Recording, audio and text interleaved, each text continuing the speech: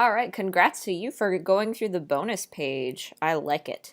So, what we're doing, we are using the distributive property with the radicals. So, if you forgot the distributive property, what that is this guy right here.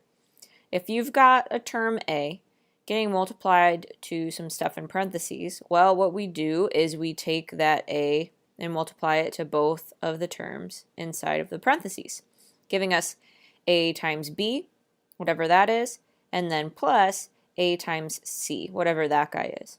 We can do the same thing with our radicals. So let's take a little peek here.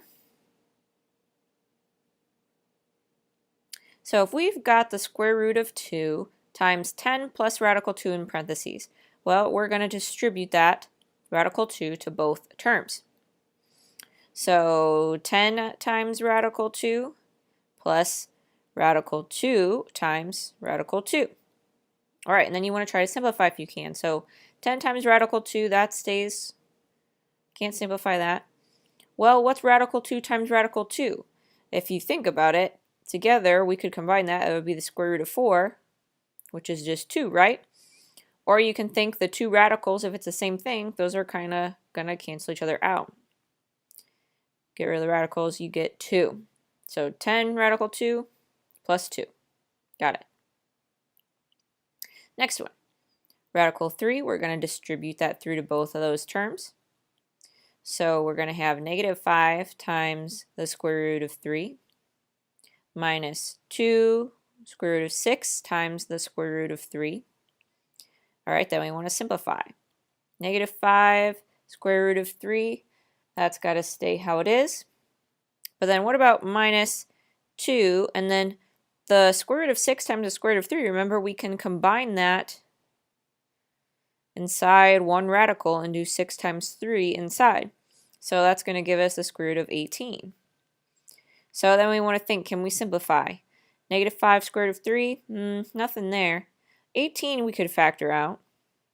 So 18, that could split to 9 and 2, and we know that 9 is a perfect square because we get 3 and 3. So we know we can take a 3 out, so negative 5 square root of 3 minus 2 times, pulling out that 3, what's left inside? Square root of 2. And then you multiply the 2 and the 3. So negative 5 square root of 3 minus 6 square root of 2. Got it. Okay. Next example. Cube root of negative 5 getting multiplied by 1 and then by this negative cube root of negative 25. So what happens here?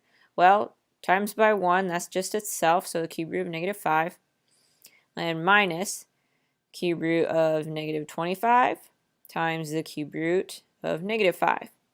So now both of these are a cube root, so we can combine these underneath. So we've got our cube root of negative 5 minus the cube root of, and then inside we're going to do negative 25 times negative 5. That's going to give us 125. And 125 is a perfect cube, so cube root of that, you can again check with your calculator, but that is just 5. So then we have minus 5 at the end. Got it. Last one here, number 4. We got to take this whole thing, 2 square root of 7x to the 4 and to the square root of x there. So we've got 4 times 2 square root 7x plus square root of x times 2 square root of 7x. Okay, so how can we simplify? 4 times 2 is 8. So we'd have 8 square root of 7x plus, and then we combine the stuff underneath the radicals. So 2 square root 7, x times x is going to give us x squared. And then look, the square root of 7 won't simplify, but the square root of x squared is just x, so we can take that out. So 8 square root of 7x plus 2, take the x out from the square root of x squared, and then you have square root of 7 left. And that would be it. that guy there. All right, you're done. So good job doing that. Just a little extra bonus for you, some extra knowledge. No assignment with this, just some extra problems for you. So thanks for watching.